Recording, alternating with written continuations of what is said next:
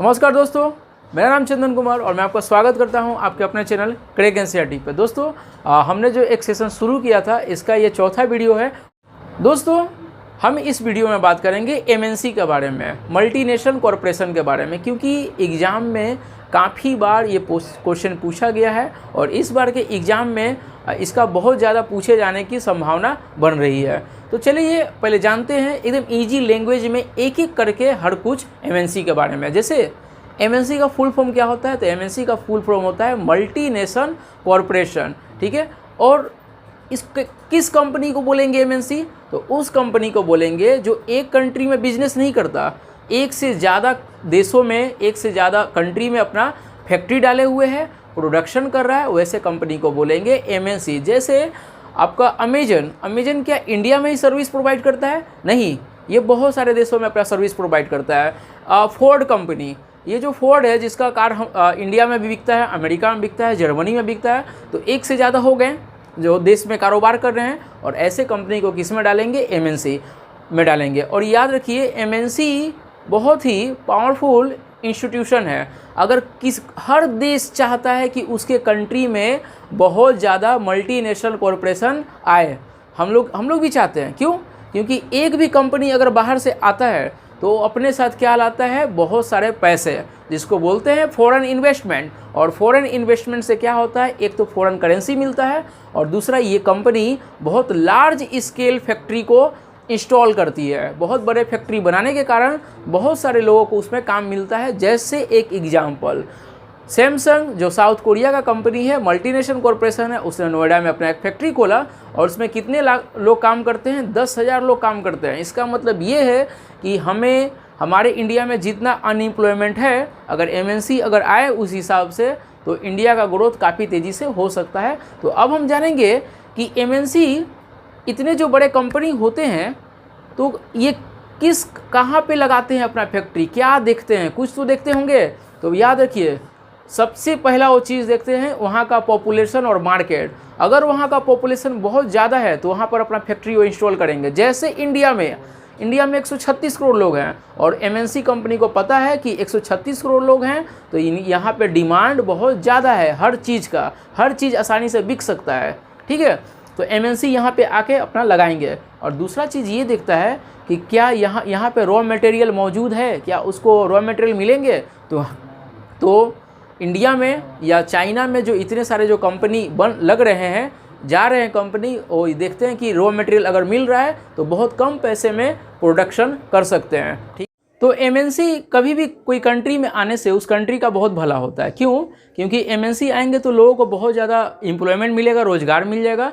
और फिर जिस भी कंट्री में अगर एमएनसी जाता है तो वहाँ के लोगों को स्किल्ड बना देगा। जैसे 30 साल पहले हम लोग कार नहीं बना पाते थे, ठीक है, क्योंकि हमारे पास उतना स्किल लोग नहीं थे, ना तो हमारे पास टेक्नोलॉजी था। पर जैसे ही जापान के कंपनी आना शुरू किए, जैसे टोयोटा हुआ, निसान हुआ, ये सब आना शुरू किए, तो इंडिया में अपना प्रोडक्शन शुरू किए, तो यहाँ के लोग स्किल्ड बन गए। और आज आपको भी पता है कि अपना इंडियन कंपनी कितना अभी आगे हैं ऑटोमोबाइल्स में। जैसे अशोका लीलैंड हुआ, टाटा मोटर्स हुआ, महिंद्रा एंड महिंद्रा हुआ, ये सब बहुत बढ़िया कार बनाते हैं। ये सब किसके कारण से हो पाया? एमएनसी यहाँ पे आए। तो अगर हमारा क्वेश्चन ये है आज का कि वैसे क्या कंडीशन देने पड़ेंगे कि एमएनसी अपना फैक्ट्री या ऑफिस खोले, ठीक है। कुछ तो एमएनसी देखते होंगे, तो देखिए आंसर में, MNC set up offices and the factories for production in regions where all favourable factors are available. MNC वहीं जाना पसंद करेंगे जहाँ पे उसको हर चीज़ मिले इजीली उसके प्रोडक्शन के लिए। जैसे उसके अगर बगल में ही उसको रॉ मटेरियल उस कंट्री से मिल जाता है तो उसको जो भी प्रोडक्शन करेगा उसका कॉस्ट कम आएगा, ठीक है। और उसको बेचने के लिए मार्केट भी चाहिए। अगर इंडिया में बना के उसको अमेरिका बेचना है तो उसको तो बहुत लॉस है, ट्रांसपोर्टेशन टैक्स। तो वो चाहेगा कि यहाँ जहाँ पे प्रोडक्शन हो रहा है वहीं पे आसपास में मार्केट मिल जाए और बिक जाए। तो देखिए वो क्या क्या चाहता है, वो चाहता है कि सभी कुछ उसको रॉ मटेरियल लो कॉस्ट में मिले, so that the MNC can earn greater profit. उसको हर चीज़ कम कीमत में चाहिए, तभी तो अपने प्रोडक्शन को कम कीमत पे रख पाएगा। आपको भी पता होगा बिजनेस का फंडा क्या है। बिजनेस का फंडा ये है कि अगर आपका प्रोडक्ट बहुत कम कीमत पे आप बना ले रहे हो तो ईजिली बिक जाएगा। ज़्यादा आपका बनाने में पैसे खर्च हो रहे हैं तो महंगा हो सकता है और लोग उससे लेने से परहेज करेंगे।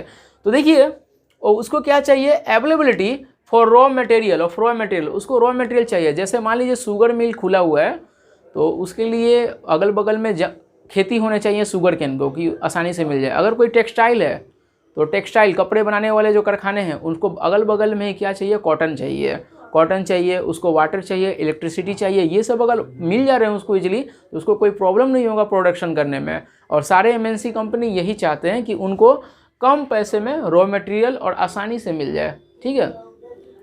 और क्लोजनेस टू द मार्केट, ये तो पहले ही बताया था, मार्केट के नज़दीक में होना चाहिए कि वो जो भी बनाए संग संग मार्केट में बिक जाए और ये लोग प्रोडक्शन करते रहे, बिकता रहे, ठीक है। और लोग वहाँ पे ज़्यादा होने चाहिए, ठीक है। और लोगों के पास खरीदने का क्षमता भी होना चाहिए।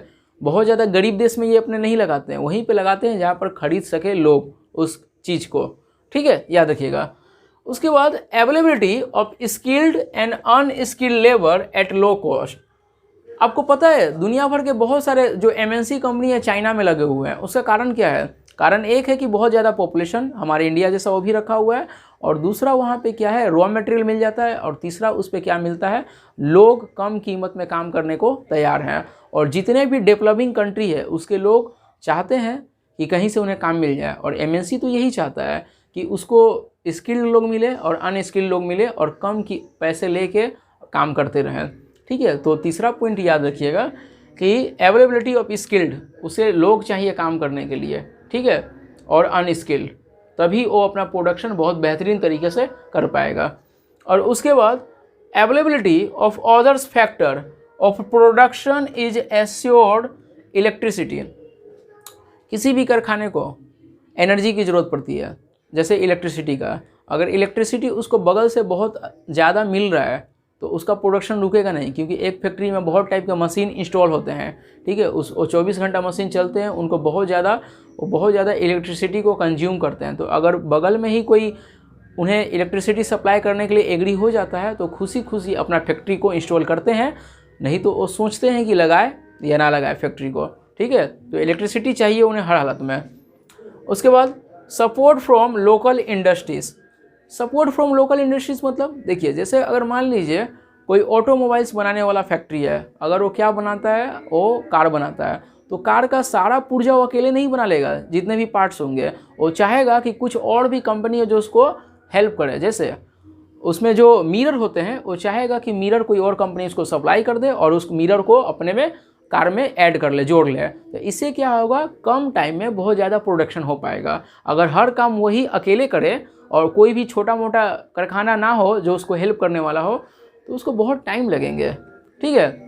तो इसीलिए वो चाहता है कि लोकल कंपनी भी वहाँ पर है उसको सपोर्ट करने के लिए। लोकल कंपनी रहने से क्या होता है, उसको लोकल कंपनी से हेल्प मिलता है, ठीक है। लोकल कंपनी के भी कुछ अपने कस्टमर होते हैं, उनसे यह जुड़ जाता है। लोकल कंपनी रॉ मटेरियल को सप्लाई करवाने में मदद कर देता है।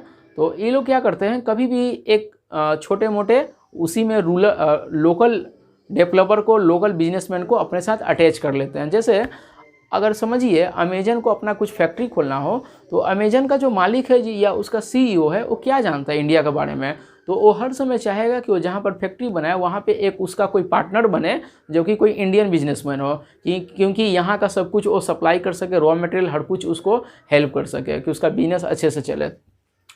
उसके बाद where government policies are favourable investor, और गवर्नमेंट का पॉलिसी भी रहना चाहिए। जैसे वो चाहता है हर एमएनसी कंपनी कि टैक्स कम पे करे। अगर बहुत ज़्यादा टैक्स अगर गवर्नमेंट लगाता है तो एमएनसी कभी भी आएंगे नहीं और भाग जाएंगे। और एक बात आप याद रखिएगा कि गवर्नमेंट बहुत सारा अभी इंतजाम करके रखा हुआ है एमएनसी को। जैसे अगर वो आएंगे फैक्ट्री लगाने के लिए तो उन्हें जो लैंड होगा, जो ज़मीन होगा, ईजिली प्रोवाइड कर दिया जाएगा, उसको 3-4 साल तक टैक्स नहीं देना पड़ेगा। तो यही सब एमएनसी भी चाहते हैं, ठीक है, कि उन्हें गवर्नमेंट का पॉलिसी है ऐसा रहे कि वो उनको मदद करे, ठीक है। कहीं कहीं गवर्नमेंट क्या करता है, ऐसा पॉलिसी बना देता है कि बाहर के कंपनी आ ही नहीं पाते हैं। जैसे वो लाइसेंस कर देगा, 3-4 साल लगा देगा उसको अप्रूव करने में। जैसे 1950 टू 1990, 1950 से 1990 तक हमारा जो पॉलिसी था वो कोई भी एमएनसी को रोकता था इंडिया में सेटअप करने के लिए, पर अभी हम उसका ठीक उल्टे चल रहे हैं। अभी गवर्नमेंट का जितना पॉलिसी है वो वेलकम करता है कि जितने कंपनी है इंडिया में आके सेटअप कर सके। ठीक है, तो ये कॉन्सेप्ट रहा एमएनसी का। दोस्तों कैसा रहा एमएनसी का कॉन्सेप्ट कमेंट करके ज़रूर बताइएगा, और ज़्यादा से ज़्यादा दोस्तों को आप शेयर करिए, क्योंकि मैं चाहता हूँ कि ये मेरा वीडियो सबके पास पहुँचे और आपका सपोर्ट होना बहुत ज़रूरी है। ठीक है, तो इसके साथ मैं आपसे विदा लेता हूँ। नमस्कार।